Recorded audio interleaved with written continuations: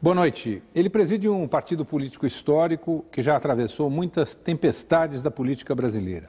Comemorou vitórias e amargou derrotas, já se uniu e se dividiu várias vezes, foi oposição e foi situação, ofereceu e retirou apoios e agora ameaça romper com o governo e buscar seu próprio caminho. O Roda Viva entrevista esta noite o deputado federal Michel Temer, presidente nacional do PMDB. Com quase 20 anos de vida política, Michel Temer tornou-se uma conhecida liderança do PMDB e um dos mais atuantes articuladores da chamada ala governista do partido. Advogado, 2 vezes secretário da Segurança Pública de São Paulo e 5 vezes deputado federal, ele era o líder do partido em 97, quando disputou e ganhou a eleição para presidente da Câmara Federal, sendo reeleito para o cargo 2 anos depois. Em 2001, foi eleito presidente nacional do PMDB, conseguindo a reeleição em março de 2004. Com fama de conciliador, há anos mantém um discurso interno de defesa e de busca da unidade do PMDB.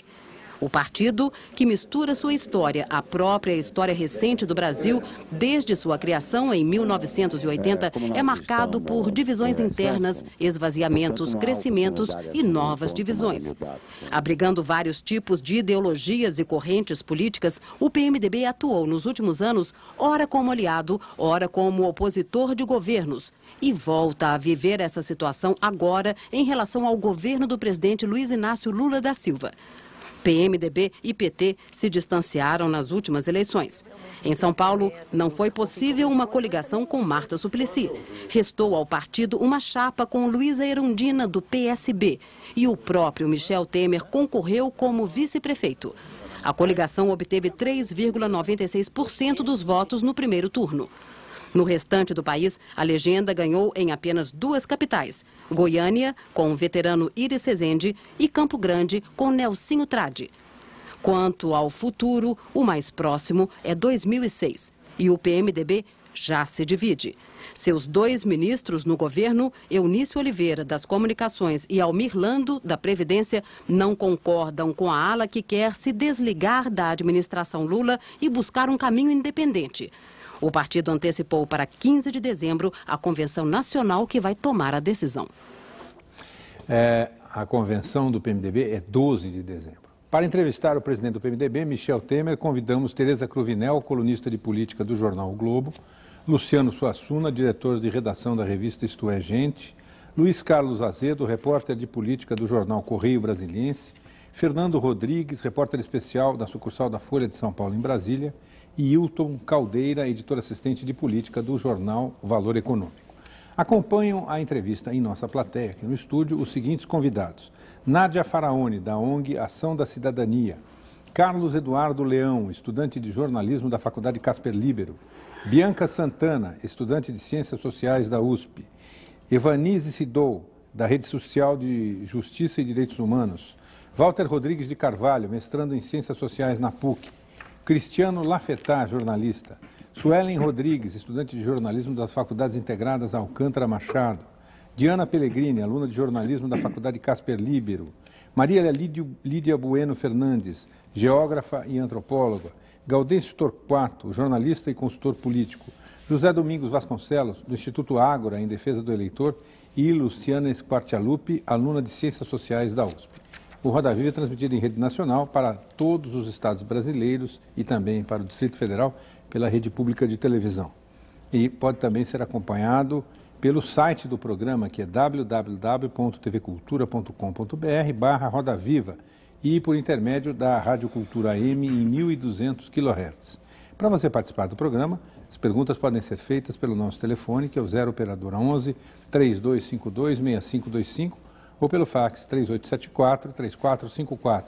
Você pode ainda mandar sua pergunta pelo endereço eletrônico do programa, que é rodaviva@tvcultura.com.br. Boa noite, deputado. Boa noite. O que é que faz com que, desta vez, a disposição do PMDB de buscar um caminho independente, se afastar do governo, ter candidatura própria, seja para valer, já que em outras ocasiões se falou nisso e nunca se consumou essa disposição assim? Olha, Marcão, você sabe que nós, ao longo do tempo, temos procurado manter uma certa unidade do PMDB. Uma unidade que, como o vídeo demonstrou, não foi conseguida ao longo do tempo. E um dos primeiros momentos dessa unidade, eu devo reconhecer, foi exatamente quando nós nos dispusemos a fazer uma chapa para a Executiva Nacional, compondo as várias correntes do partido, que foi exatamente no momento da minha reeleição.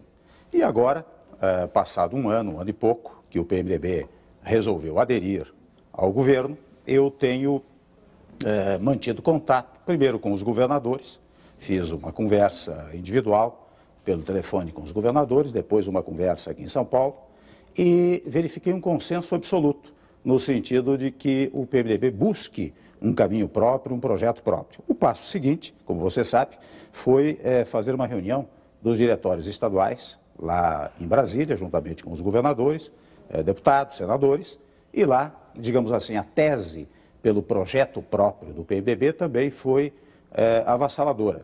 E daí vai resultar, no dia 12 de dezembro, uma convenção nacional para o PMDB escolher o seu caminho. E eu devo registrar que ao longo dessas eleições municipais, elas realmente influenciaram, porque ao longo desse tempo, em primeiro lugar, verificou-se que o PMDB esteve sozinho, em solitário, digamos assim, em muitos municípios, lançando candidaturas próprias, e por isso é que fez 1.057 prefeitos, fez o maior número de vereadores, aquelas coisas que nós todos já sabemos, portanto, revelando concretamente a chamada capilaridade do PMDB. Quer dizer, o PMDB tem uma presença muito intensa em todos os municípios brasileiros. E daí, a pergunta que começou a surgir foi a seguinte: se nós somos tantos, por que afinal não podemos ter um projeto próprio?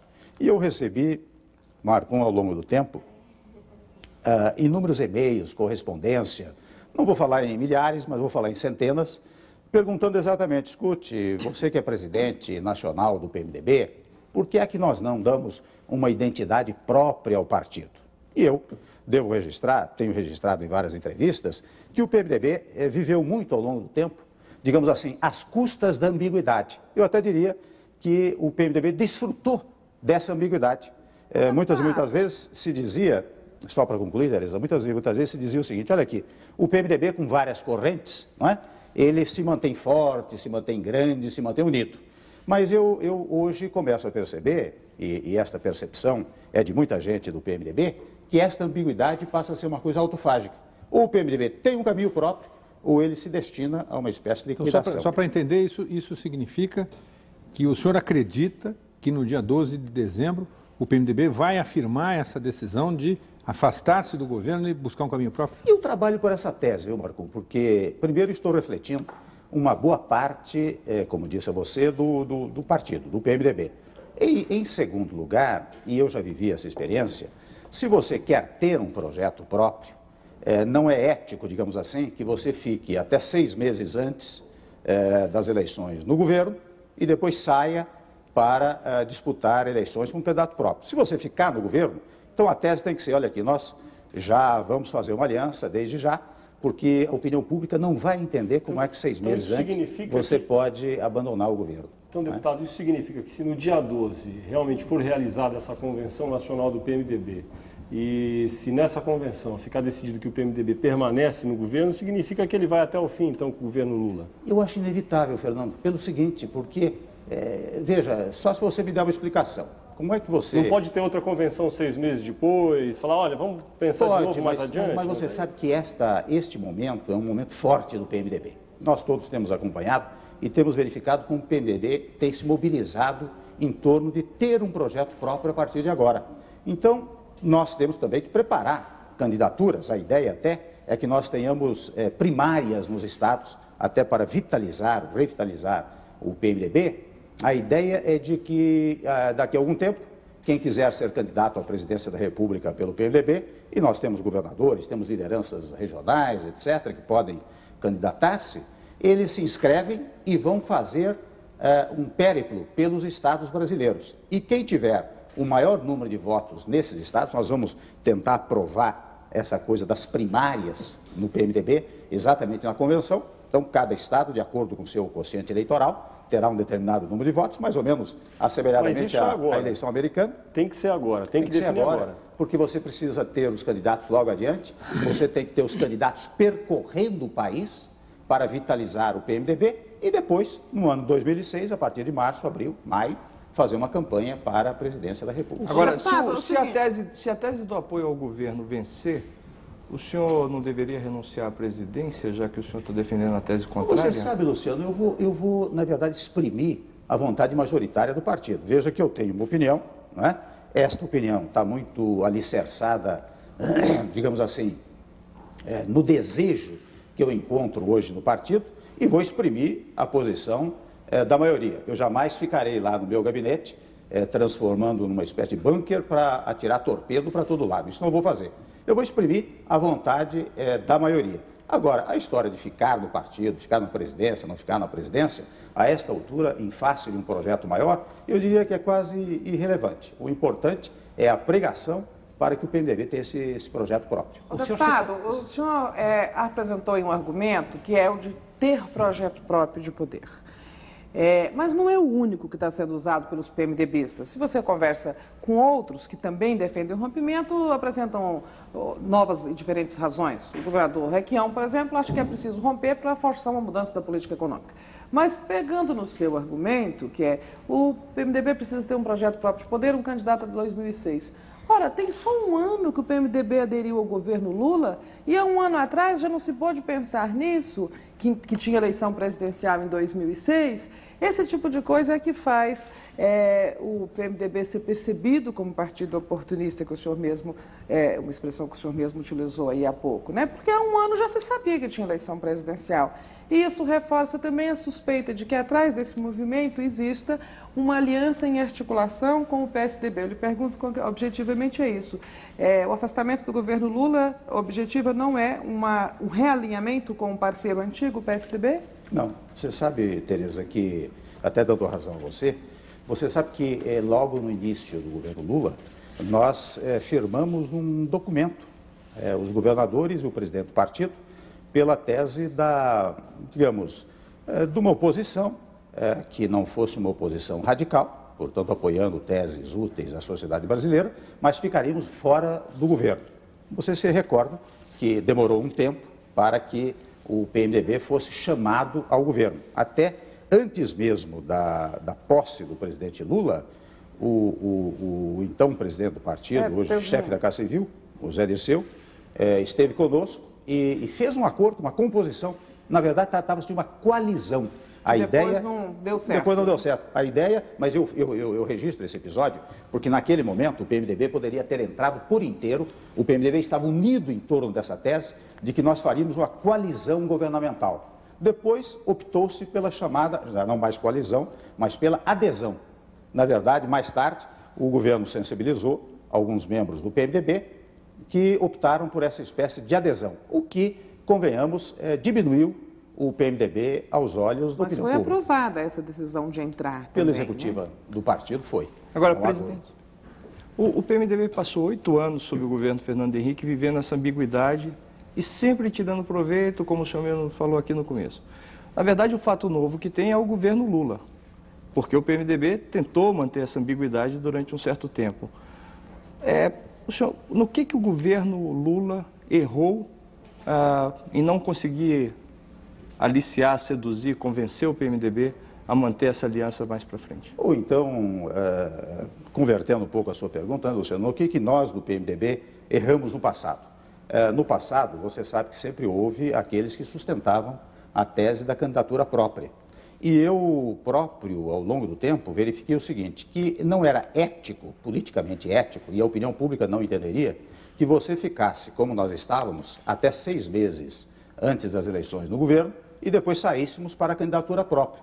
Então, naquele momento, tornou-se impossível a tese da candidatura própria. E por isso que hoje, eu e muitos sustentamos, se nós queremos ter um projeto próprio, nós temos que nos definir agora, porque senão a opinião pública não vai compreender. É claro que eu poderia aqui tratar de outros tantos pontos, né? O PMDB também quer um projeto próprio, porque quando você quer chegar ao poder, você precisa ter um nome. Você precisa ter nomes para presidente da República, para governadores, mas você precisa ter também um programa. Por exemplo, veja você, nós vamos cuidar de elaborar um projeto para o Brasil. Um projeto que comece com um tema que parece banal, mas é fundamental, que é a tese do reforço federativo.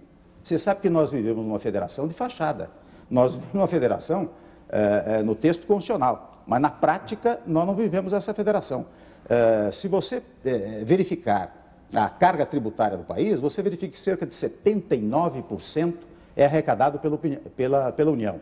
38% vai para os estados e 17%, ou menos, perdão, 6% vai para os municípios e cerca de 17% ou 18% para os estados. Nós temos que inverter essa equação. Eu estou dando aqui apenas um exemplo de como o PMDB pode ter um projeto para o país. O tema da segurança pública, por exemplo, que é um tema fundamental para todos, é um tema que pode ser uma das bandeiras do PMDB, porque no passado, e eu estou falando aqui de questões administrativas, já que a democracia foi reinstalada definitivamente no país. No passado, o PMDB tinha uma conexão com a sociedade, porque falava com a sociedade. E eu reconheço que o PMDB desconectou-se da sociedade, não fala mais com a sociedade, não tem mensagem para a sociedade, não tem projeto. Olha o que eu estou falando, como presidente nacional de um partido, reconhecendo os equívocos, né? E nós ou refazemos esse equívoco agora, ou nos concordamos, digamos assim, com a condição de satélites de qualquer outro partido que esteja Mas o que está diferente hoje, presidente Michel Temer, da situação 2 anos antes de terminar o governo Fernando Henrique Cardoso? Por que essa decisão, quando o senhor e o grupo que o senhor também representa dentro do PMDB estavam lá, por que essa decisão não estava clara 2 anos antes de terminar o governo Fernando Henrique, que é o caso agora do Lula, e o PMDB não tomou essa atitude lá? Porque havia, então, à época, um grupo que falava exatamente o que o senhor fala hoje. Você sabe que o PMDB por inteiro hoje, e aqui é que eu começo a verificar uma unidade, tomou a concepção, digamos, absoluta de que ou ele levanta a cabeça agora, ou ele não terá mais como levantar a cabeça. A impressão que a gente tem, você sendo bem sincero, a gente que observa o partido lá em Brasília, é que agora os grupos mudaram de lado e que, de novo, o grupo governista, ao fim e ao cabo, vai ter força, vai continuar no governo, o PMDB vai continuar a reboque do governo e daqui a algum tempo, enfim, os papéis vão se inverter de novo e vai ter alguém falando a mesma coisa que o senhor está falando e o PMDB vai, como continua acontecendo, a cada eleição ter menos votos como vem tendo. Eu não acredito, viu, Fernando? Você sabe que eu tenho hoje absoluta convicção de que a grande maioria quer esse novo papel para o PMDB. Eu até entendo aqueles que estão no governo, eu não os critico, eu acho que estão no governo, acham que a melhor tese é continuar no governo e devo até registrar 2 fatos em benefício de quem está no governo. Um primeiro é que os ministros me dizem que se o partido decidir realmente pelo projeto próprio, eles saem do governo. Primeiro ponto. Segundo ponto, os que estão hoje no governo, eles entendem desde já que devem fazer uma aliança com o PT. Não estão no governo por estarem no governo. Têm a convicção de que o melhor é fazer uma aliança com o PT. É uma tese. Agora, deputado, essa questão do PMDB trilhar um caminho próprio, ela passa necessariamente também pela presença do PMDB nas grandes cidades e nos grandes colégios eleitorais. Na última eleição municipal, o que a gente pôde perceber é que o PMDB ele se fortalece nas pequenas cidades com um menor número de eleitores, ou seja, o partido ele começa a criar uma característica, enfim, firmar uma característica de um partido talvez até de grotões. Como resolver isso? Por onde passa o projeto próprio do PMDB sem estar com uma presença tão forte nos grandes centros, nos grandes colégios eleitorais? Você sabe, Hilton, quem ganha a eleição são os votos, né? E quando você verifica o número de votos que o PMDB teve, eu estou de acordo com você, que realmente nas capitais diminuiu a presença, nas grandes cidades diminuiu a presença do PMDB, mas ainda assim ele fez 16.889.000 votos, né? Sem ter candidatos em São Paulo, em Belo Horizonte, em Curitiba. Tivesse um candidato, ele aumentaria substancialmente o número de votos em qualquer dessas capitais. Primeiro ponto. Segundo ponto, o PT teve 17.055.000 votos, ou seja, menos de 200.000 votos a mais, né? O PSDB é que teve um número mais elevado, precisamente em função da cidade de São Paulo, né? Então, em número de votos, o PMDB ainda é um grande partido. Quando eu falava da chamada capilaridade e dizia, olha, se nós queremos ter um projeto, nós precisamos começar já, é exatamente para, digamos, multiplicar esses votos e ter, digamos, uma conexão com a sociedade, especialmente, viu, com a classe média. Eu sinto que a classe média está um pouco, digamos, desalinhada, tanto do PT como do PSDB, essa é a impressão que eu tenho. Qual a maior cidade governada pelo PMDB hoje, no Brasil inteiro? Será Goiânia, né? Será Goiânia. Tivemos uma vitória expressiva aqui em Santos. Vou fazer uma pergunta aqui, estou tentando aqui. Está difícil. Está difícil. É o seguinte, o PMDB é um grande partido. A estratégia do governo foi montada considerando isso e apostando nas vantagens para o país de uma aliança com o PMDB. Agora o PMDB está se descolando do governo, de certa maneira paralisou o Congresso, quer dizer, o movimento de obstrução que está sendo feito pela bancada do PMDB parou o Congresso, as eleições acabaram, o Congresso continua sem votar. Quer dizer, é um cenário de desarticulação política do governo, de desestabilização do governo do ponto de vista da sua capacidade de aprovar os projetos, enfim, de governar com apoio político. Essa decisão do PMDB de passar para a oposição, ela vai ter consequências institucionais para o país, porque o quadro tende a se agravar. Isso está sendo pesado pelo PMDB. O PMDB está apostando o governo, torce para o governo dar certo, torce para o governo dar errado, está apostando num impasse político, enfim, porque a pressão que o PMDB está fazendo sobre o governo é muito forte. Só amanhã vai ter uma conversa com o presidente do PT, pelo menos os jornais estão anunciando isso. Com o ministro Aldo. Com o ministro Aldo, e parece que o senhor ia ter um encontro com o Genuíno também. Já teve um encontro com o Genuíno, né? Com o ministro Aldo. Como é que essa coisa vai ser administrada? Olha, porque não é só a eleição de 2006 é em 2006. A gente tem que chegar a 2006. Como é que responsavelmente a cúpula do PMDB está administrando essa pressão? Olha, Azedo, em primeiro lugar, a chamada governabilidade, né, quer dizer, o governo não fez aliança com o PMDB para assegurar a governabilidade. Eu até confesso que se nós tivéssemos feito isso em dezembro, antes da posse do presidente Lula, quando eu falei em coalizão, é muito possível que a intenção do PT e do governo tivesse sido esta. Na verdade, a intenção... Fez só para ter os cargos, então? Perdão? Falou que não entrou para o governo para assegurar a governabilidade. Sim, então entrou para quê? Não, a intenção exatamente por parte do governo foi alinhar o PMDB no plano parlamentar. Quer dizer, trazer os votos do PMDB no plano parlamentar. O PMDB não participa das políticas públicas do governo, tem a pasta da Previdência Social e a pasta de então foi em busca da comunicações. governabilidade, né? O governo... Foi em busca da governabilidade no plano parlamentar. E eu estou dizendo isso, Tereza, porque, na verdade, ainda que nós saímos do governo, nós vamos assegurar a governabilidade. É que se tem uma ideia no país equivocada de oposição. A ideia que a oposição mesma tem de oposição é que se ela perdeu eleições, ela tem que opor-se radicalmente em relação a todas as teses do governo. Quando a ideia de oposição, depois das eleições, é exatamente uma ideia de quem vai ajudar a governar. O que o PMDB está fazendo no Congresso é isso. Ele está em eu vou obstrução, responder a você. Não é o PMDB que está fazendo isso, não. O PMDB e todos os partidos da base. Por razões ligadas, vou logo botar o dedo na ferida, por razões ligadas às chamadas emendas orçamentárias. O senhor acha certo que, na isso? verdade... Não, o senhor faria isso? Não, acontece o seguinte, eu não acho certo, Marco, mas eu quero registrar o seguinte. A lei orçamentária é uma lei. E você sabe que pela Constituição, todas as leis têm que ser cumpridas. É interessante, de vez em quando se fala nessa história do orçamento impositivo ou orçamento autorizativo, e não há nenhum trecho da Constituição que diga que a lei orçamentária não precisa ser cumprida. Então, quando eu falo na lei orçamentária, e quando os parlamentares falam na lei orçamentária, eles estão falando de algo que é, por si próprio, por definição constitucional, impositivo, está numa lei. E o que o governo faz? O governo contingencia lá determinadas verbas, etc., e não libera as emendas. O que o parlamentar faz? O parlamentar, na sua base, ele promete lá para os prefeitos, para a sua região, olha, eu consegui a verba tal, etc, etc, etc. Que nem um despachante, né? Que nem um despachante. Ele age como se fosse um despachante. Lamentavelmente, mas... O que eu queria ouvir do senhor é qual é a opinião do senhor, se o senhor concorda com isso, porque, desculpe, não é função do mediador, eu acho disso de um absurdo a atitude dos parlamentares e do governo. Mas essa não é a única, isso. me permita, Marcon, eu completando aqui a resposta do Azedo, essa não é a única razão que paralisa os trabalhos do Congresso. Sabe que há pelo meio uma questão política, que é a questão da reeleição. Eu boto o dedo nessa ferida também. E muitas vezes... Da reeleição do presidente da Câmara e do Senado. Sim, que se diz muitas vezes que o governo entrou nessa história.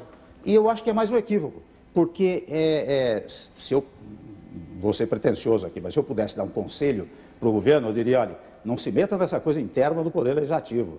Primeiro porque a Constituição diz que os poderes são independentes entre si. Então, certas matérias são internas, de interesse do Poder Legislativo. O governo não deve entrar nisso, porque deu uma confusão, especialmente no Senado, né? E esta confusão, que é política, né? Ajudou também a paralisar os trabalhos da Câmara e do Senado. Né? Adriano Reis, de Porto Alegre, economista, pergunta se o PMDB vai ter realmente um projeto de governo, já que hoje parece um partido sem identidade, um partido de aluguel, segundo ele. Sandra da Silva Santos, de Cidade Dutra, aqui em São Paulo, professora, diz o seguinte: só existe projeto próprio se esse projeto atender às necessidades da população. E, finalmente, Luiz Carlos Legal, presidente do Diretório Municipal do PMDB de Bebedouro, diz o seguinte: gostaria de perguntar ao presidente Temer se o partido consultará os diretórios municipais a respeito do rumo que o partido vai tomar no ano de 2005, se isso não seria mais democrático. Você vê, olha, Marco, me permita completar duas respostas aqui, uma para o Azedo e uma para a Tereza Cruvinel, antes de ir aos telespectadores. Primeiro, dizer ao Azedo também que outra razão que paralisa os trabalhos é o grande número de medidas provisórias. Essa história das medidas provisórias paralisarem o trabalho, hoje são 25 na pauta, 24 ou 25 na pauta, que estão paralisando os trabalhos da Câmara. Portanto, é uma conjunção de fatores. E a Tereza, ela tem razão, no intervalo nós comentávamos que eu não respondi a história de eventualmente fazer uma aliança com o PSDB, para não fazer com o PT, mas fazer com o PSDB ali na frente. Eu acho o seguinte, a tese central, Tereza, é que o PMDB vai ter o seu projeto. Esta é a tese central. Não é? Quando eu falo já em organizar primárias nos estados, você vê que é para ter candidatura própria. Agora, se você me disser, mas você tem absoluta convicção do que vai acontecer ali adiante? Na convenção? Na convenção é difícil, tanto nesta convenção como daqui a um ano e meio. Então, mas de qualquer maneira, eu acharia útil, digamos assim, que nós zerássemos esse jogo nesse momento, para que o PMDB tivesse liberdade absoluta. Pode ser que lá para frente haja uma coalizão com o PT. Mas hoje o senhor não negociou uma aproximação com o PSDB? Não, o senhor pessoalmente, inclusive, que fala que o senhor é o mentor e o executor de uma política de reaproximação com o PSDB e por isso levantou, o senhor foi o primeiro a levantar essa proposta e a liderar esse movimento de afastamento do governo Lula, né? Então, quer dizer, hoje o senhor assegura que não está fazendo isso porque tem um negócio paralelo com o PSDB? Não, sem embargo de uma ou outra notícia que dizem que eu acertei com o Serra aqui em São Paulo, né? Uma participação no governo municipal e com isso abandonaria o governo federal. E mais no futuro também. Não há negociação nenhuma. Agora, o que eu devo dizer a você é que eu não sei o que vai acontecer daqui a um ano e meio. De repente... pode ser que vocês venham se aliar, né? Como pode apoiar o PT também. Claro, mas daí é uma coalizão. São dois partidos. Esta é a coisa civilizada que se faz politicamente. Você faz uma coalizão de dois partidos que trabalham juntos para chegar ao poder e depois juntos vão governar. O que o PMDB se cansou foi de ser adesista, de ser um satélite dos partidos. Mas o PMDB precisaria a vaga de vice-presidente nesse caso? Não, eu nem quero tratar desse assunto. Eu quero dizer, a coalizão pode ser até com o PMDB na cabeça de chapa, num sistema partidário que tem 30 partidos, você recusar-se a hipótese de uma aliança é um pouco irreal. Mas eu queria responder em atenção aos telespectadores, né? Exatamente. Você veja que, acho que são todos PMDBistas. Aliás, o Legal, eu conheço, é o presidente lá em Bebedouro. Não é? Todos eles têm esta preocupação. Nós vamos ter mesmo um projeto próprio? E tem razão, projeto próprio não significa apenas ter candidatura. Por isso que ao longo da nossa conversa aqui eu disse, o PMDB quer formular algumas propostas para o país. Aliás, se a gente verificar, desculpe interrompê-lo, se a gente verificar a história do MDB, que é o antecessor do PMDB, ele justamente começou a ganhar consistência quando ele estabeleceu um programa que tinha a ver com a redemocratização, com a abertura, e a partir daí. Né? Não foi quando teve, naquela época não tinha nem candidato a presidente porque não se podia votar. Né? O que eu fico pensando é que pedaço da sociedade brasileira o PMDB vai representar. Eu acho que é a classe média. Eu tenho impressão, talvez esteja equivocado, mas eu tenho a impressão de que a classe média hoje estaria órfã. Você sabe que os dados revelam que quase 2 milhões de pessoas, né, deixaram a classe média e foram empobrecidas. Né? Essa gente quer uma mensagem. Eu creio que o PMDB pode ser o autor dessa mensagem. Nós já começamos estudos nessa direção, não sou eu apenas, né? E até nesse particular do nome, viu, Marco, você sabe que uma das teses que surgiu foi voltar à denominação MDB. Quer dizer, o novo MDB, digamos assim, seria o velho MDB. O Quercia tem falado nisso, o Pedro Simon, tantos líderes têm falado nesse tema, né? Que é a recuperação daquela mensagem do PMDB. Eu reconheço que o PMDB fez a redemocratização do país, isso ninguém nega. Né? Depois ele se perdeu, né? Chegou a ocupar muitos cargos no Executivo, teve a maior bancada no Legislativo e descuidou-se, digamos assim, desta mensagem para a sociedade. E isto é que criou este problema, este embaraço que os PMDBistas do Brasil inteiro hoje perceberam. Aliás, eu vou consultar, né, uma pergunta aí, sim, os diretórios estaduais vão ser consultados, portanto, os estaduais vão consultar os militantes de todos os estados. Né? Agora, presidente, muito da imagem de um partido é a imagem das suas figuras centrais. E esse é um problema no PMDB, porque são figuras centrais muito diferentes entre si. Quer dizer, imaginar que é um partido que tem o presidente do Senado, José Sarney, tem o governador Requião, o ex-presidente Itamar Franco. Quer dizer, qual é agora o ex-governador Antônio Garotinho? Quer dizer, qual é a cara que vem com quem são essas lideranças, o que vai aparecer? Eu acho que a cara, viu, Luciano, tem que vir por meio de um projeto para o país. Né? Esta há de ser a cara do PMDB. Porque se você... Mas são projetos diferentes. O projeto do governador Garotinho é um projeto muito diferente do governador Requião. Sim, mas pode ocorrer que quando nós aprovarmos um programa para o PMDB, um projeto para o PMDB, todos eles estejam aderindo a esse programa, porque senão nós voltaríamos ao tema do caciquismo. E eu confesso a você, eu tenho horror ao caciquismo, porque eu acho que ela é uma coisa que destrói os costumes nacionais. Não é? As pessoas têm que se unir em torno de uma pessoa que proponha algo para o país. E quem tem que propor este algo há de ser o partido. Quer dizer, o candidato há de levar a mensagem do partido. Quando se fala em reforma política, por exemplo, eu costumo muito dizer, olha, uma das principais teses da reforma política seria exatamente nós caracterizarmos a ideia de partido político. Porque nós temos, e falo com muita tranquilidade, né? Nós temos muitas siglas partidárias no país. E não temos partido. Partido é a ideia de parcela da opinião pública, que se reúne em torno de uma ideia para chegar ao poder e implantar essa ideia. Então nós temos que caminhar para isso. Então, quando você diz, tem muita gente, é verdade, tem muitas lideranças regionais. O que nós estamos querendo é, no plano nacional, reunificar essas lideranças nacionais. Veja que eu fiz a reunião dos governadores e houve consenso. Não houve divergência entre os governadores, né? Faço a reunião dos diretórios estaduais, há um número imenso de diretórios que, de uma forma avassaladora, querem um caminho próprio para o PMDB. Agora, você pode me perguntar, bom, mas o PMDB vai por um caminho próprio? Eu torço por isso. Pode ser que essa tese não seja majoritária no dia 12. Eu não o presidente do PT, José Genuíno, está correndo atrás da bola para evitar que isso aconteça. Né? Claro, aliás, muito delicadamente foi a mim e me disse que, como presidente do PT, ele iria sustentar a necessidade do PMDB integrar a base governista. E eu recebi um telefonema também muito cordial do ministro Aldo Rebelo, que quer conversar sobre essa permanência. Nós vamos conversar. Eu terei pouco a dizer, mas nós vamos conversar. Agora, razão para... Presidente, vocês fizeram um grande acerto com o PT no começo do ano. Depois veio a prefeita Marta Suplicy aqui nesse Roda Viva, disse que o PMDB não era confiável. E agora o senhor está em outros termos, sem ser tão duro, dizendo a mesma coisa, que o governo não foi confiável. Não, você sabe que essa indelicadeza eu não cometeria. Né? Eu acho que o governo, torço pelo governo, eu acho que torcer pelo governo é um dever de todo brasileiro, e especialmente de um dirigente de um partido como eu sou.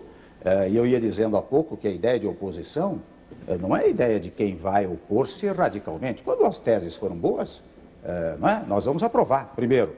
Quando as teses forem ruins, nós vamos criticar. É este o papel da oposição, é para ajudar a governar. Oposição eleitoral é diferente de oposição durante o governo, oposição administrativa. A oposição eleitoral é quando 2, 3 setores fazem uma pregação para chegar ao poder. Daí o embate é eleitoral. Depois disso, tanto situação como oposição só existem para fazer o país prosperar. O senhor disse aí que em dezembro, na convenção, o PMDB vai aprovar um projeto para o país. Isso passa por Vai começar a estudar um projeto para o país. Vai aprovar. Outros estão dizendo que vai aprovar, que está em elaboração. Há um engano. Mas passa por uma concepção diferente, de um modelo diferente, modelo econômico, ou política econômica diferente da que está sendo aplicada pelo governo atual? Basta falar da repactuação federativa para você verificar que é radicalmente diferente. Mas esse é um problema que não vem só deste governo. O problema da carga tributária e da distorção federativa é um problema mais histórico. Estou perguntando política econômica mesmo, que essa aí também é a continuação da outra. Olha, você sabe o PMDB propõe o quê? Vai propor o quê diferente, né, do governo que está aí e da proposta tucana? Quer dizer, vocês querem ser alguma coisa diferente dos dois. Para ser um projeto de poder, tem que se diferenciar do PT e do PSDB, que são as forças mais predominantes hoje, né? A eleição municipal apontou isso claramente, né? Nós vamos propor desse Como é que se diferencia o PMDB? Nesse tópico, Tereza, nós vamos propor firmemente a ideia do desenvolvimento, não é? Você poderá dizer, bom, mas o PT também quer o desenvolvimento, o PSDB quis o desenvolvimento, mas nós devemos registrar que hoje, mesmo internamente, olha, o Jornal Estado de São Paulo hoje traz uma longa matéria sobre economistas do PT que criticam a política econômica, não é? Há um membro que é até filiado ao PMDB no governo, que é o presidente do BNDES, não foi indicado pelo PMDB, mas é um nome ilustre do PMDB, e faz críticas à condução da política econômica, não é? Então, eu acho que nós vamos ter a tese do desenvolvimento, vamos dar os parâmetros para essa tese do desenvolvimento, que envolve necessariamente uma redução da carga tributária. Eu estou falando aqui do óbvio, né? As pessoas vivem falando nisso. O que nós queremos é apresentar dados concretos para tanto, não é? A renda do brasileiro vem caindo acentuadamente ao longo do tempo, estou dizendo também uma obviedade, mas sem embargo de cair a renda, eu vejo que nos acordos, por exemplo, com o FMI, o superávit primário acordado com o FMI, por exemplo, é de 4,5, o superávit é de 5,5 e, entretanto, este 1 ponto a mais significa alguns bilhões de reais. Estes bilhões de reais, ao invés de serem aplicados em infraestrutura, desenvolvimento, etc., são mantidos como superávit em função deste acordo. Então, eu tenho a impressão que nós podemos propor uma tese de desenvolvimento com dados concretos. E aí, eu acho que nós vamos nos diferenciar. Quando nós propomos a repactuação do Pacto Federativo, parece que não é importante, mas é importantíssimo, porque os estados e os municípios, recebendo por si próprios os recursos tributários, eles têm melhores condições para promover também esse desenvolvimento local. O PT, ele se vangloria de ter o chamado modo petista de governar, né? É um sistema que aparentemente pode ser aplicado em Porto Alegre, em Recife, em Belo Horizonte ou no interior da Bahia, alguns princípios que envolvem orçamento participativo, entre outras coisas, enfim, várias propostas. O PMDB governa vários estados, 6 estados. Existe um modo PMDBista de governar? Não, exatamente PMDBista não. Até por uma razão. Tem um traço de união? Não, você sabe, Marco, até por isso que nós estamos discutindo aqui, o Luciano Suassuna levantou esse tema, né? Quer dizer, como o PMDB hoje não tem um programa próprio, uma mensagem identificadora do partido, cada governador, digamos assim, governa ao seu modo, não é? A ideia é que nós possamos exatamente dar essa unidade de pensamento. Mas se a gente usar, vamos dizer assim, a metáfora do organismo, né, onde a capilaridade faz sentido, quer dizer, a capilaridade seria um sistema de conexão que faz com que uma determinada coisa que acontece na cabeça chegue no dedão do pé e funcione. Eu fico pensando como é que se constrói isso ao contrário, quer dizer, depois de ter um partido que é uma federação de interesses, e por isso que, na minha avaliação, é a pujança do PMDB, quer dizer, permitir que em Santa Catarina tenha um jeito, no Paraná tenha outro, no Rio Grande do Sul tenha outro e assim por diante, e que essas lideranças regionais estruturem os seus partidos locais, como é que se inverte o processo e coloca, diz, não, a partir de agora nós vamos seguir todos para esse rumo. Quer dizer, não é mais difícil, não é botar o carro diante dos bois? Não é fácil. Como convencer, por exemplo, você tem um governador estatizante como o Requião e tem um partido com uma tendência, eu não sei, não sou especialista do seu partido, mas acho que ele tem uma tendência liberal predominante. Mas você tem tendências estatizantes, como é isso que o Marco está falando. Como é que vai enquadrar isso agora? Como vai homogeneizar o que já é diferente por natureza? Você sabe que o Marco tem razão, não é fácil fazer esse movimento, Tereza. Agora, o PMDB, convenhamos, nasceu como um movimento. Ele era uma frente. Ele era uma federação desde o início. Ele nasceu como federação e subsistiu como federação ao longo do tempo. Né? No tempo da ditadura.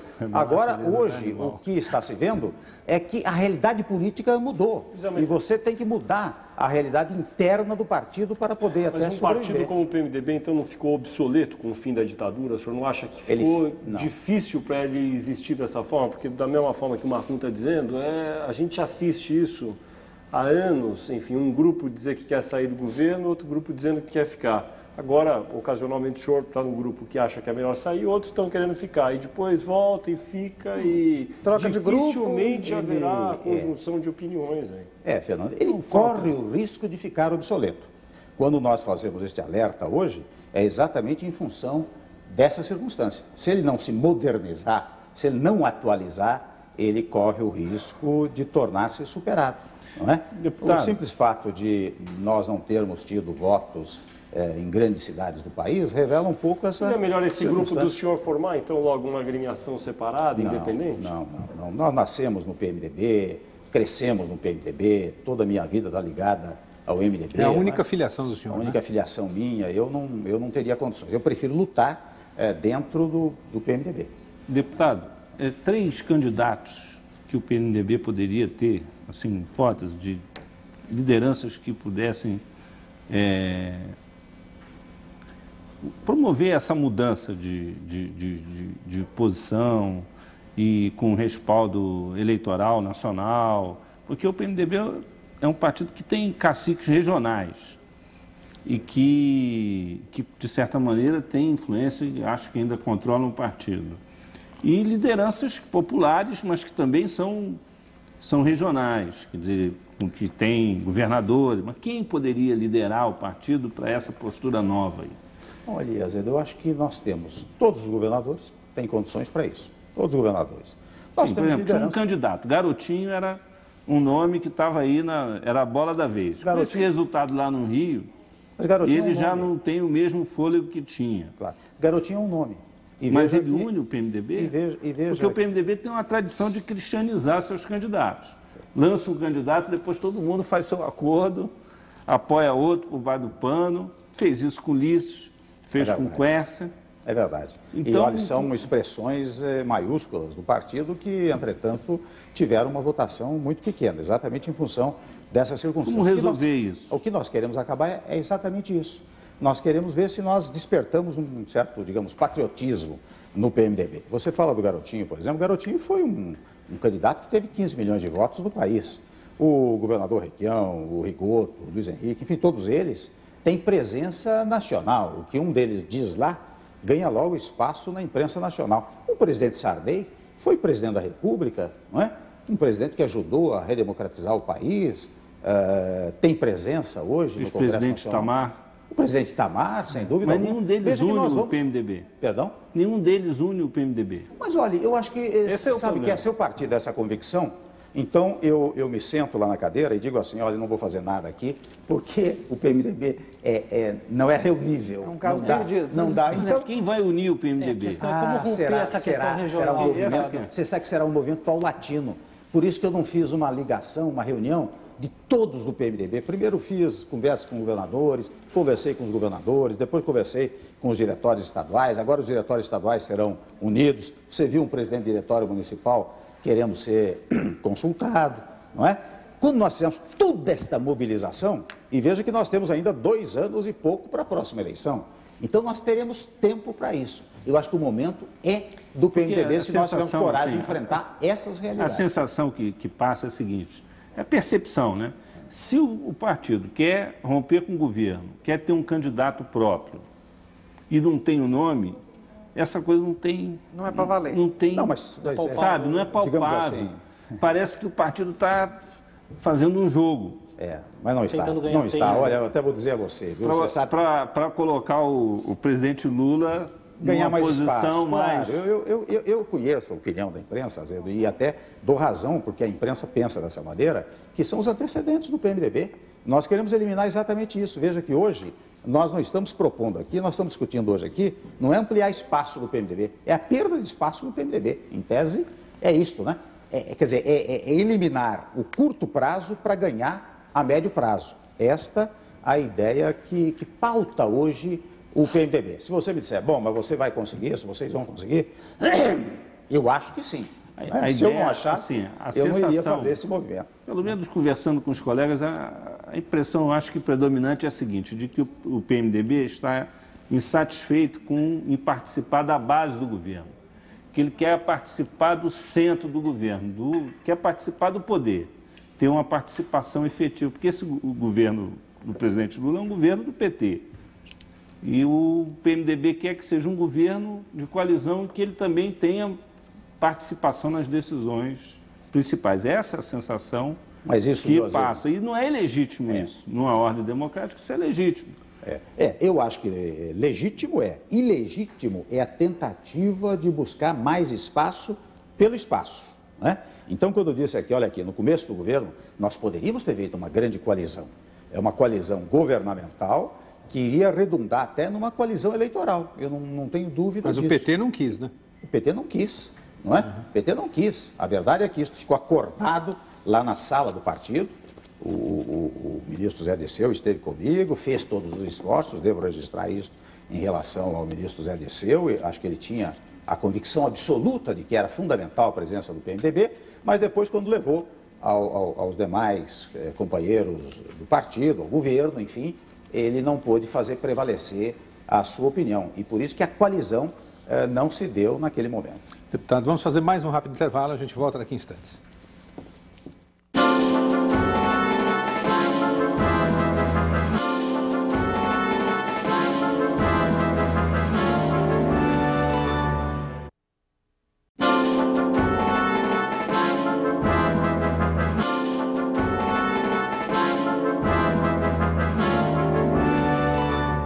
Estamos de volta com Roda Viva esta noite entrevistando o presidente nacional do PMDB, deputado Michel Temer. Para você participar do programa, 0 operadora 11 3252 6525 é o nosso telefone. Mande sua crítica, sua pergunta, sua sugestão para o Roda Viva ou pelo fax 3874-3454 e também existe a possibilidade do contato pela internet rodaviva@tvcultura.com.br. Vailton Ferreira, de São Paulo, pergunta o que é que impediu a coligação do PMDB com Marta Suplicy. E Roberta Maria da Silva, de Aricanduva, aqui também de São Paulo, pergunta por que o senhor desistiu de concorrer à Prefeitura de São Paulo e aliou-se a Luiz Erundi. Olha, Marcon, você sabe que a coligação com o PT aqui em São Paulo não se deu porque o PT não quis. A candidata a prefeito, aqui neste programa, acho que talvez por um equívoco de linguagem, disse uma coisa muito grave nessa questão partidária, né? Disse que não confiava no PMDB. É claro que o PMDB daqui, o Orestes Quercia, que é o presidente do partido regional, creio que até estava disposto a fazer uma composição, desde que o PMDB fizesse uma coalizão, é a velha história da coalizão, desde que, por exemplo, tivesse o vice, não é? E o que os partidos querem, na verdade, é que o PMDB simplesmente adira, que é uma coisa que o PMDB não quer mais fazer. Então, esta foi a primeira razão. A segunda razão é a referente à minha candidatura aqui a prefeito. Eu fui pré-lançado candidato a prefeito, até disputaria com muito gosto, mas é claro que há razões políticas em torno disso. Eu imaginava que entre os dois candidatos que estavam disputando naquele momento, eu poderia vir a ser uma alternativa em nome do PMDB.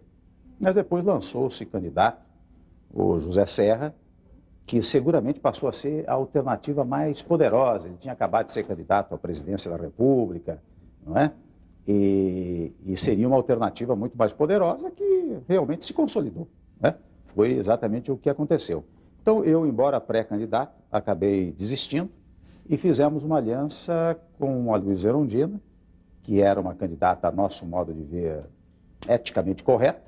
Ela impediria qualquer espécie de acusação ao PMDB, do tipo, fez acordo com o PT porque vendeu o tempo de televisão, ou fez acordo com o PSDB porque também igualmente vendeu o tempo de televisão. Não, a Luísa Erundina não tinha sequer condições de qualquer... Por que o senhor acha que a candidatura dela, de vocês, não decolou? Por uma razão seguinte, e aliás aqui eu até coloco em pauta a discussão sobre o segundo turno. Você sabe que eu começo a achar que o segundo turno passou a ser uma coisa inútil? Porque as pessoas começam a decidir o chamado voto útil no primeiro turno. Nesta eleição de São Paulo e muitas outras, as pessoas já optaram pelos dois candidatos. Quem é que vai disputar? São estes dois? Então, a opção é mas ao contrário eles, também. Teve muita eleição municipal na qual o segundo turno foi decisivo para haver uma virada na prefeitura. Por exemplo, Fortaleza. Porto Alegre. Mas a candidata já foi lá. Lá já houve uma opção. Por exemplo, tanto em Porto Alegre mas como em Fortaleza. Entrou atrás no segundo turno, né? São mais raros os casos em que o segundo colocado passe o primeiro. Mas aqui em São Paulo, fundamentalmente, a opção pelo voto útil se deu logo no primeiro turno. Aliás, aconteceu em relação a Erundina, em relação ao Paulo Maluf, em relação a outros candidatos. As pessoas Já que o senhor está falando sobre a inutilidade, talvez até do segundo turno, sobre reforma política, o senhor estava falando alguma coisa, o senhor acha que os itens que eventualmente possam conjugar esforços ali dentro do Congresso para serem aprovados seriam quais? Por exemplo, verticalização. Eu acho que é uma coisa que precisa acabar. Ela, por enquanto, ela é incompatível com a realidade política brasileira. Até por tudo isso que nós estamos... É mais difícil você unir o PMDB. Porque aí, né? Aí esse projeto aí vai embora. Qual projeto? Não sobrevive. De unificar o PMDB e ter uma candidatura própria. Não sobrevive. Não. Eu acho que por enquanto... O fim da verticalização favorece partidos como o PMDB existirem, que são divididos regionalmente, o senhor não acha? Sim, mas todos os partidos... Favorece continuar como Aqui é uma coisa maior. Aqui eu não quero pensar apenas em termos de PMDB. É uma coisa de país. Não dá para você ter uma aliança nacional que obrigue as alianças estaduais. Por que não, presidente Michel Temer? Veja bem, tem países, por exemplo, nos Estados Unidos, a gente pode criticar tudo que tem, enfim, saído daquelas eleições lá, mas quem é democrata no Maine, em Nevada, na Califórnia. Quem é republicano no país inteiro. Por que no Brasil não pode ser assim? Eu acho que haverá um dado momento em que isso será possível. Mas o senhor acha que a verticalização ajuda porque isso? lá, sabe o que acontece? Lá até funcionou em 2002, não funcionou em 2002? Quer dizer, foi meio extemporâneo, na época eu achei extemporâneo porque o jogo já estava em curso, mas funcionou. Não funcionou. Não funcionou porque os membros do PMDB, por exemplo, do PSDB, do PFL, não obedeceram às determinações nacionais. O PMDB sim, não funcionou, mas... os partidos sobreviveram àquilo e de alguma coerência pode ter sido agregada ao sistema político. Agora, uma regra eleitoral para produzir efeito, ela tem que ser adotada durante várias eleições seguidas para que ela vá se incorporando pela cultura política. Agora, se toda hora muda, não vai ter efeito nunca. Mas olha, Tereza, quando nós fizermos uma efetiva reforma política, em que nós tenhamos um sistema como o americano, com 2, 3, 4 partidos, daí sim a verticalização vai funcionar. Enquanto nós tivermos 30 partidos, como nós temos no país, a verticalização não opera.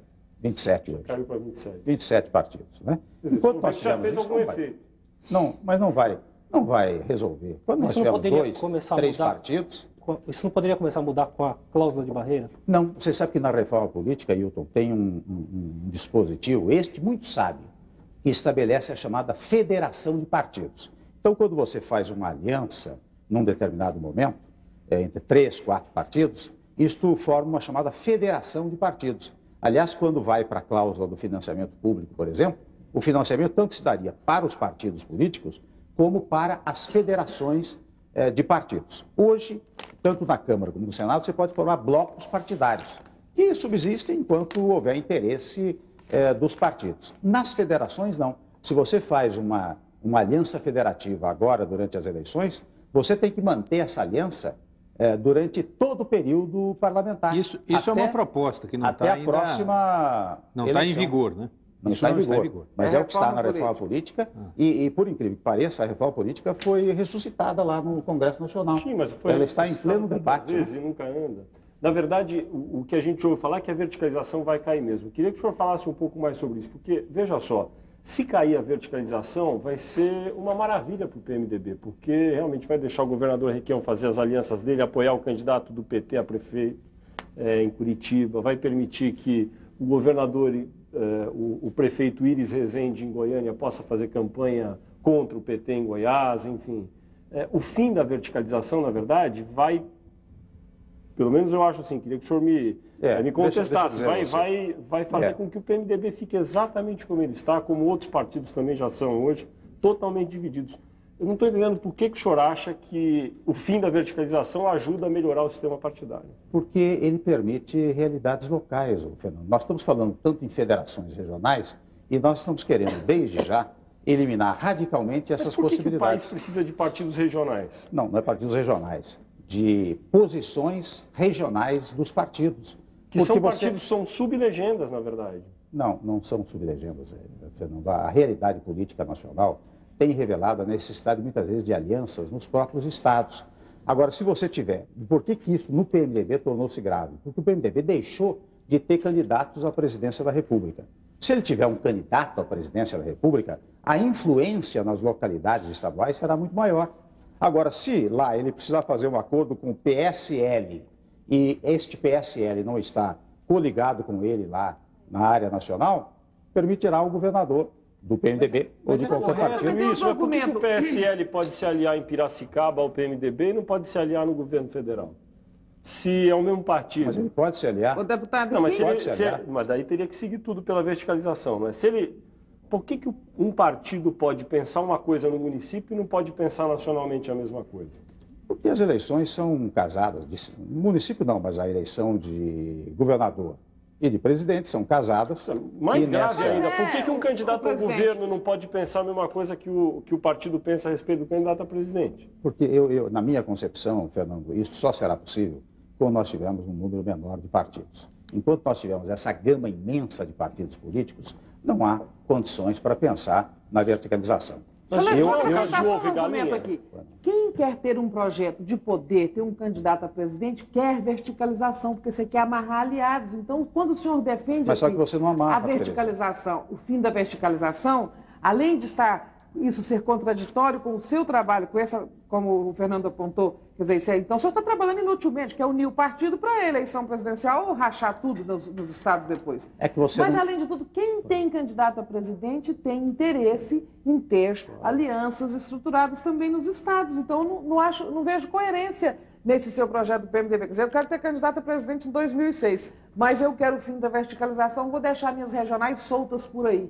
Eu estou achando incoerente essa. Então, vou tentar explicar, pelo menos. Se você tiver um candidato à presidência, o seu candidato a governador nos estados, que a ideia é termos candidato a presidente e candidatos a governadores em todos os estados. Está livre até para não apoiar seu candidato a presidente. Quer dizer, o candidato do PMDB do Rio Grande do Sul... Não, você está tirando uma conclusão equivocada. Pelo seguinte, se você tem o candidato a governador do PMDB, ele vai apoiar o candidato à presidência do PMDB. Nós teremos até instrumentos disciplinares para tanto. É claro que, ao longo, nós não chegamos a esse ponto, a partir de agora, nós vamos ter instrumentos disciplinares no PMDB, que, se for o caso, e é melhor que o sujeito saia do partido, do que não obedeça às diretrizes do partido. Então, o que ele pode fazer são alianças locais, mas com o candidato próprio do PMDB. O fim da verticalização não atrapalha o PMDB, nem é incompatível com o projeto. O Noé Ângelo de Mello, que é vereador do PMDB na cidade de Arvorezinha, pode ser isso? A Roseirinha, Arvorezinha, não consegui identificar aqui no Rio Grande do Sul, diz o seguinte: se a decisão do partido for de sair do governo e não for atendida pelos ministros do PMDB ou outros partidários com altos cargos, o partido pode tomar a decisão de expulsá-los do PMDB? Olha, em primeiro lugar, respondendo ao vereador, né? As conversas que eu tenho tido com os membros do PMDB que estão no governo é de que eles cumprirão a determinação partidária. Mas vamos supor que não cumpram, né? Haverá métodos disciplinares. Eu estava acabando de dizer isso, sim, que haverá fórmulas disciplinares que serão aplicadas pelo PMDB. E eu creio, viu, Marcon, que pessoas do nível do ministro, do presidente de uma autarquia, eles têm um tal tamanho político que, se perceberem que o PMDB não apoia o governo, quer sair do governo, eles tomarão a providência por conta própria. Eu não creio que na estatura de um ministro, de um presidente de uma autarquia, o sujeito vai esperar um processo disciplinar dentro do partido. Deputado, eu sou um frequentador da página do PMDB na internet e me incomoda muito uma coisa lá, que é o seguinte, tem um setor lá chamado Ideias. A gente se abre lá, tem 3 discursos, tem 2 ou 3 artigos do senhor. Você veja, é uma coisa curiosa, me permita interromper só para dizer uma coisa curiosa. Você veja em que posição está o PMDB. Você viu o sorriso dos nossos colegas entrevistadores, não é? Porque falou em ideias. E quando eu venho aqui defender ideias... Não, mas é verdade, mas eu só queria... tem toda a razão. O sorriso é pertinente. Não, porque tem artigos do senhor, do Moreira Franco e ponto, acabou. Não tem mais nada. Moreira Franco que renunciou à candidatura dele no segundo turno. No segundo turno, mas... O que eu digo é o seguinte, eu fico pensando como é difícil essa proposta que Claro, mas é difícil mesmo, Marcon, é difícil. E você vê, eu estou falando do sorriso aqui dos colegas da bancada, porque isso é revelador. Eles estão trazendo aqui, verbalizando por meio do sorriso, a concepção que a opinião pública está tendo do PMDB. Então, isso reforça o meu ânimo para dizer, nós precisamos dar um caminho, uma identidade para o PMDB. Porque identidade vem de ideia, né? Exatamente porque não tem ideias, né? Então, quando você diz, só tem ideias, né? A ideia é esta, é dar identidade ao PMDB, né? Agora, o fato de ter, aliás, é uma crítica muito procedente que eu vou levar em consideração, o Márcio está aí, vou pedir para rever essa coisa dos então artigos. Faz tempo, então faz os mesmos artigos, porque eu vou lá semanalmente olhar. A crítica é adequada. Porque o PT, por exemplo, tem lá a sua página, tem uma porção de ideias, talvez não estejam sendo executadas tal como o próprio PT gostaria no governo dele, mas que tem, né? O próprio PSDB tem, agora o PMDB... O PMDB tem que ser uma alternativa, é isso que nós queremos. E uma alternativa com identidade própria, com ideias. Mas, deputado Michel Temer, voltando a esse tema que deve ser super enfadonho até para os telespectadores, verticalização, que eu acho que até que muitos nem sabem o que é, que significa que o candidato a presidente da República, se ele tem o apoio do PMDB, todos os candidatos ao governador só podem fazer alianças semelhantes àquela que ele fez para presidente da República. O senhor acha que essa tese, que está em vigor atualmente por decisão do Supremo, na verdade do TSE, ela deve cair por decisão do Congresso? O senhor acha que com esse número de partidos não é bom, não dá para ter, teriam que ter menos partidos. Mas daí eu me pergunto, então qual é o caminho? O senhor acha que tem que ter menos partidos? O senhor acha que não é bom que todos esses partidos existam? Sem dúvida alguma. O que tem que ser feito para haver menos partidos e partidos mais consistentes que possam, enfim, ter ideias claras com as quais os eleitores se identifiquem e, eventualmente, possam criar movimentos de militância verdadeira para eles? Olha, em primeiro lugar, Fernando, nós não vamos derrubar a decisão do TSE. Né? Na verdade, o TSE só fez interpretar a lei e a Constituição, porque a Constituição, no artigo 17, diz que os partidos têm caráter nacional. Então, nós queremos modificar a lei, não é uma insurgência contra a decisão do TSE. Primeiro ponto. Segundo ponto, eu tenho convicção absoluta de que nós não podemos ter tantos partidos no país. Por uma concepção teórica. Mas qual é o caminho para ter menos? O caminho é a reforma política. Enxugar? As qual é o primeiro item? A gente sabe que reforma política, vamos ser sinceros, é uma baboseira que a gente ouve anos a fio e não será aprovada nesses termos todos. Vai ser um item ou dois no máximo, a cada 2 ou 3 anos. O que o senhor acha que 1 ou 2 itens que poderiam ser aprovados para caminhar nesse sentido? A cláusula de barreira, por exemplo, Fernando. A cláusula de barreira, bem aplicada, pode ser uma fórmula de invalidar... Mas ela já existe, políticos. Ela vai ser aplicada, se nada for feito. Mas ela precisa ser, digamos, talvez endurecida, não é?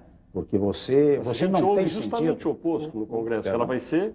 Pois é, mas isso que nós precisamos... Amolecida. Nós precisamos aumentar a questão do impedimento do surgimento de partidos. Eu dizia há pouco ao Wilton que, na verdade, eu sou favorável ao surgimento de partidos que muitas vezes possam nascer no município, em alguns municípios, depois possam ganhar dimensão estadual e depois dimensão nacional. O senhor pode explicar para os telespectadores o que é essa cláusula de barreira, então, como o senhor entende que ela deva ser aplicada? Eu acho o seguinte, que a cláusula de barreira hoje realmente está muito facilitada.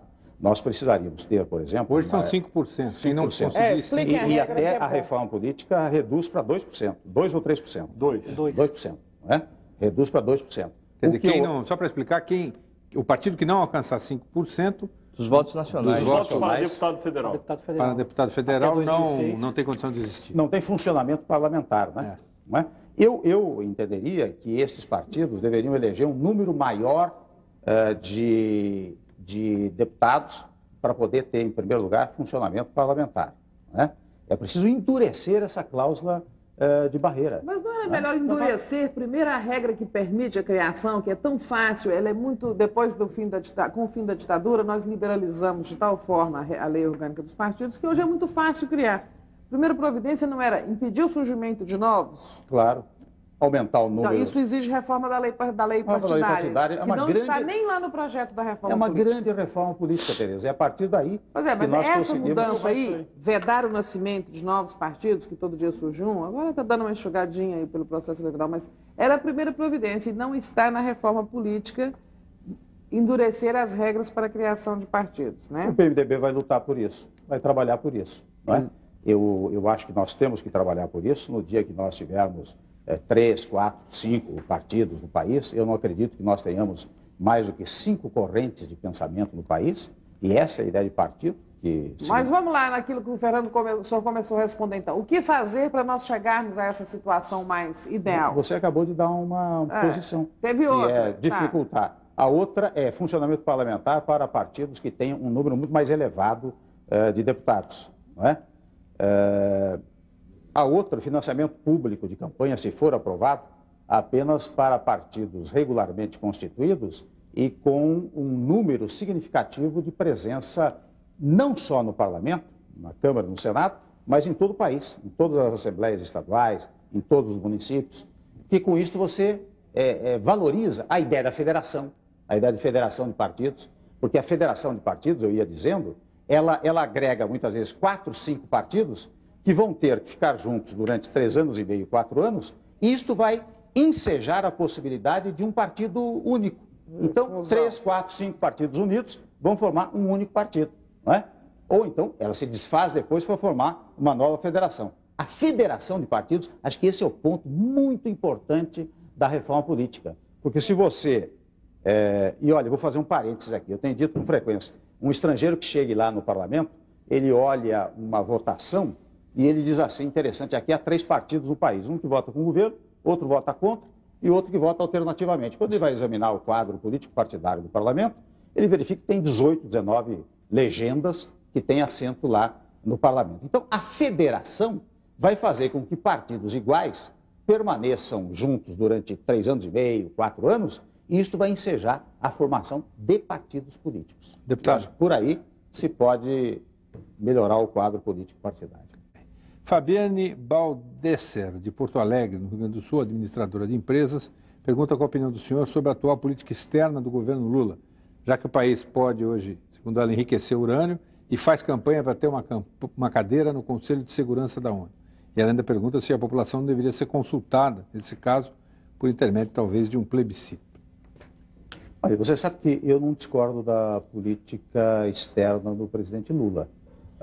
De qualquer maneira, ele tem, primeiro, o fato de ter sido eleito aqui no país, o primeiro operário que chega ao poder, né, criou, digamos assim, uma aura de simpatia internacional, que acho que foi útil para o Brasil. Em segundo lugar, eu acho que ele faz muito esforço para propagar a imagem do Brasil e até trazer investimentos para cá. E nesta busca de prestigiamento do país, cresce também a possibilidade do país ocupar uma vaga no Conselho de Segurança. Acho que o governo não está se descuidando desse fato. Acho que o governo está fazendo esforço para isso, está buscando apoios e não é improvável que venha a conseguir. E a reeleição do presidente da Câmara e do Senado? O que o senhor acha? Olha, o PMDB tomou uma posição sobre isso, reuniu o executivo, discutiu o assunto e resolveu optar pelo não apoio à tese da reeleição. Apesar do presidente Sarney? Apesar do presidente Sarney. Eu pessoalmente, tenho só palavras de elogio à figura e à gestão do presidente João Paulo e, igualmente, do presidente Sarney. No campo teórico, é claro que há alguma dúvida, porque se você autoriza a reeleição no mesmo mandato, e olha, eu fui reeleito presidente da Câmara, né? Mas fui reeleito num outro mandato. Portanto, num outro mandato, os eleitores são outros. São aqueles que chegaram para o próximo mandato, né? No mesmo mandato, é sempre o mesmo eleitorado. Então, a tendência sempre é a reeleição. se você optar pela reeleição, talvez fosse o caso de optar por uma tese que estabelecesse que o mandato é de 4 anos. O sujeito é eleito, né, o deputado, o senador é eleito, e dirigiria a Câmara por 4 anos. Eu acho que seria mais útil. Mas no que difere a tese da reeleição atual para presidentes da Câmara e do Senado, que tem mandatos de 2 anos, da tese da reeleição que foi esposada pelo PMDB em 97 para a reeleição de presidente da República? Eu não entendi bem sua pergunta. Veja só, em 97 o PMDB maciçamente apoiou a emenda constitucional Da reeleição que para presidente da permitiu a reeleição de presidente da República. No caso, beneficiando um presidente da República que estava em mandato. E governador. Fernando Henrique, e de governadores também. Entendi, claro, E agora claro. o PMDB decide que é contra a reeleição de presidentes da Câmara e do Senado. Por que agora é contra e antes foi a favor? Porque são situações diferentes, né, Fernando? Você está dentro do Legislativo, num corpo eleitoral de 500 e poucos membros, 513 membros, e 80 e poucos no Senado, e é diferente a reeleição no país. Eu até confesso a você que eu patrocinei a tese da reeleição, não só agora, eu já havia patrocinado a tese da reeleição durante a Constituinte de 86 e 88, mas hoje estou me convencendo que a reeleição não é uma coisa útil. Eu, se passar por lá um Reeleição para projeto... presidente. A de quê? Para qualquer reeleição. Presidente da República. Eu acho que deve aumentar o prazo de mandato para 5 ou 6 anos e não permitir mais a reeleição. Eu não Cargo acho que a nenhum. reeleição tem sido Por que útil. o senhor não acha útil? Porque, primeiro, você sabe que há necessariamente, ou quase inafastavelmente, Fala pra uma ele. utilização do prestígio do cargo de prefeito, governador ou presidente, não é? Por sua vez, permanecer o prazo de 4 anos é pouco para o mandato. Um prazo de 5 ou 6 anos seria um prazo em que o presidente, o governador, o prefeito poderiam realizar a sua tarefa sem utilizar depois, direta ou indiretamente, digamos assim, a máquina administrativa. Hoje, eu sou favorável a essa espécie de projeto. Mas a realidade mostrou o contrário, né? Quer dizer, com a reeleição, parece que a gente teve menos uso da máquina administrativa, até porque teve a lei de responsabilidade fiscal, quer dizer, todo um conjunto de ações que moralizaram mais as contas públicas. Mais do que quando mas você com não a lei tinha de reeleição. responsabilidade fiscal, ela se aplica também no caso Sim, se de um aplicará sucessor, sempre, claro. não é? Eu acho que o presidente, o governador, o prefeito, sempre tem um tal prestígio durante a sua gestão, salvo uma gestão calamitosa, desastrosa, né? Que ele consegue disputar em melhores a eleição condições. municipal mostrou que não é isso que o senhor está falando. Aqui a prefeita Aqui em Marta São Paulo, Suplicy fez sim. uma boa administração para quem herdou a prefeitura do Pito e, no entanto, perdeu a eleição. Mas se ela tivesse 5 ou 6 anos de mandato, talvez ela continuasse com esse bom governo e não se submeteria, ainda que fosse a derrota eleitoral. Eu acho que o prazo alongado daria maior possibilidade ao eleitor e a renovação da administração pública. O senhor teve todos uma os setores. atuação marcante e importante na área de segurança pública, como secretário de segurança, é um assunto que o senhor domina. O que é que está faltando, ou melhor, o que poderia ser feito para melhorar a situação de segurança pública no Brasil? Quem é que tem essa responsabilidade?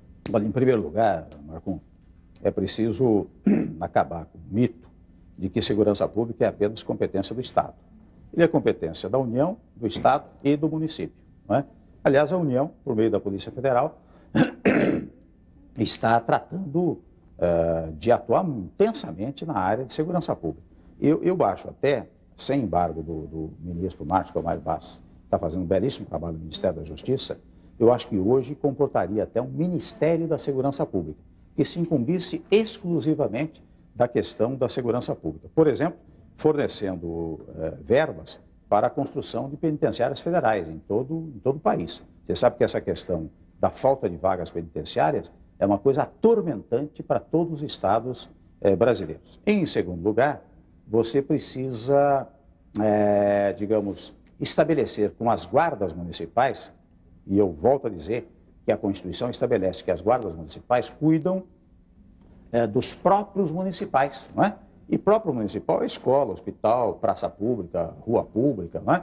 Tudo isso é próprio municipal. Então, uma conexão absoluta entre o policiamento feito pela Polícia Militar e as guardas municipais, que em municípios como São Paulo, em municípios maiores, tem que ser mais prestigiada, por meio de recursos, ampliação de efetivos, né? Ampliação de instrumental para trabalho, numa conexão entre o Estado e o município. Eu até acho, hoje ainda eu via declarações do comandante da Polícia Militar aqui em São Paulo, com novos planos de policiamento, onde eu vislumbrei esta possibilidade de conexão com a guarda municipal. Eu acho que esse trabalho poderia ser feito com bons resultados para a segurança pública. Agora, não quero ignorar as causas sociais que levam o sujeito da marginalidade social, está marginalizado socialmente, para a marginalidade criminosa, né? Então, o número de desempregados, as desavenças sociais, também redundam na insegurança pública, né? Você vê que hoje os povos, né, Marco, eles acabaram com o conceito de segurança nacional para um conceito de segurança social. O que as pessoas querem é segurança social. E esta é uma questão que diz respeito muito de perto com a segurança pública, né? Às vezes? Sim. Eu tenho uma observação a fazer. É a seguinte, quer dizer, se associou muito segurança pública a autoritarismo e defesa dos direitos humanos a vamos dizer assim, uma preocupação muito grande com a forma de atuação da polícia, né? Isso, a oposição fez isso anos e anos. Depois a oposição chegou no governo e ela hoje é responsável pela segurança pública. E essa coisa está mal resolvida, sob todos os aspectos. Desde da questão lá da repressão política durante o regime militar, que está aí, caiu o ministro da Defesa, agora está caindo o secretário de Direitos Humanos. De Direitos Humanos. Subsecretário. Está uma coisa mal resolvida.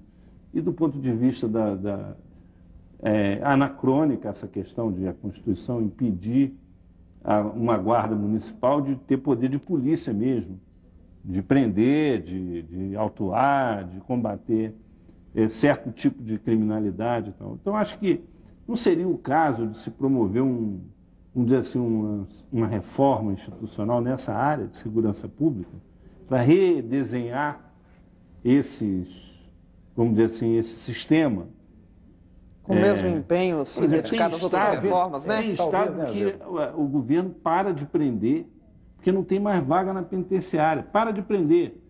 O sujeito era para estar preso, mas como ele não é muito perigoso, então é melhor não prender, porque senão não tem lugar para botar. Então está acontecendo isso realmente. Então, o PMDB é um partido que tem força no Congresso e tem responsabilidade por causa dos governadores do PMDB com relação a esse assunto. Não seria o caso de se partir para uma rediscussão de tudo nessa área?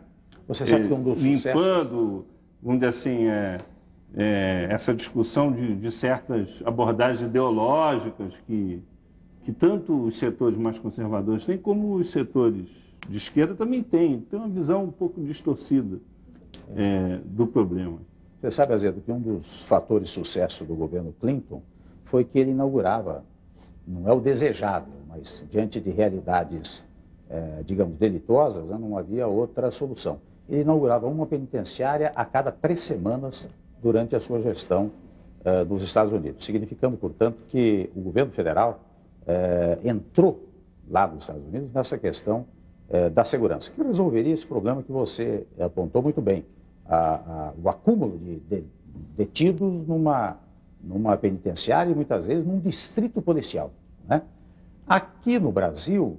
e a justiça também funciona mal nessa área. Aí eu não diria isso, porque muitas e muitas vezes o juiz faz aplicar a lei processual, né? Muitas vezes a polícia prende, a justiça libera. Solta, não é e depois assim. o soldado encontra com o cara de novo, mata o sujeito porque não é bem assim. Agora, aí é preciso compatibilizar a questão da segurança pública com a questão dos chamados direitos humanos, né? Eu, quando fui secretário da Segurança Pública, eu dizia, olha, eu não admito tortura em delegacia de polícia. Eu digo, a lei permite tortura? Não permite. Eu sou servo da lei, eu cumpro a lei, não pode ter tortura. Agora, também não se trata bandido, criminoso, com rosas na mão. Era frase que eu usava muito, no sentido de que a toda ação deveria corresponder uma reação igual e contrária, né? Porque não vamos imaginar também que o cidadão policial, né, quando sai para o seu trabalho, que ele não tem problemas no enfrentamento da criminalidade, são problemas seríssimos. Então, é uma área difícil, cinzenta, essa história do combate à criminalidade e da preservação dos direitos humanos, né? Então, o que acontece? A polícia tem que ser reativa, né? Ela tem que reagir à violência do criminoso, mas não praticar muitas vezes barbaridades, como muitas e muitas vezes do modelo institucional. E esse modelo institucional, aparentemente, se esgotou. Ele não dá conta do recado. E poderia ser modificado.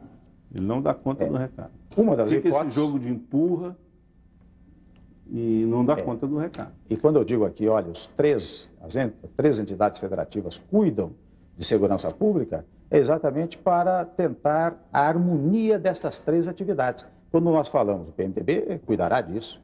Quando nós falamos da criação do Ministério da Segurança Pública, poderia ser para coordenar essas atividades dos estados e dos municípios. Há uma outra tese, eu sou simpático a ela também, que é a tese da municipalização da segurança pública em municípios que tenham, por exemplo, mais de 500 mil ou 200 mil habitantes, a critério do município. Nos Estados Unidos é assim e dá resultado, quer dizer, o sujeito é muito mais próximo, não é? Muito mais próximo do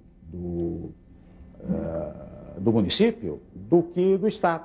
Então, a cobrança do povo em relação ao prefeito é muito maior do que a cobrança, por exemplo, em relação ao governador. Isto há emenda constitucional, projeto de emenda constitucional tramitando pela Casa. O PMDB vai cuidar disso. Deputado, o senhor é deputado federal desde 1987. Né? Os cargos que o senhor exerceu como secretário de Segurança Pública e secretário de Governo, o senhor se licenciou do mandato, mas estava em pleno mandato. O que é que o motiva a ser deputado há tanto tempo? Porque a gente que acompanha lá a cobertura do parlamento, sabe que a Câmara dos Deputados, aquilo é um salseiro danado, é uma cotovelaço para tudo quanto é lado, é super difícil conseguir espaço e perseguir alguns objetivos. O que é que motiva o senhor a tocar adiante? Você sabe que a vida pública, viu, Marco, ela é feita de circunstâncias, não é? O doutor Ulisses Guimarães é que dizia, eu não postulo, eu me posiciono, não é? E o que tem acontecido ao longo do tempo é que eu fui para o Legislativo e, graças a Deus, fui bem no Legislativo, eu fui líder no meu partido 2 vezes, fui presidente da Câmara dos Deputados 2 vezes, hoje sou presidente nacional, reeleito do PMDB. Então, a atividade legislativa, de alguma maneira, me seduziu pelas várias funções executivas que eu exerci ao longo do tempo, né? Agora, se você me perguntar, você gostaria de trilhar um outro caminho? Se as circunstâncias políticas permitirem e determinarem, claro que eu vou trilhar. Deputado, muito obrigado pela sua entrevista, obrigado aos nossos entrevistadores, a você que está em casa, a nossa plateia aqui. E na próxima segunda-feira estaremos daqui com mais um Roda Viva. Uma ótima semana, até segunda-feira.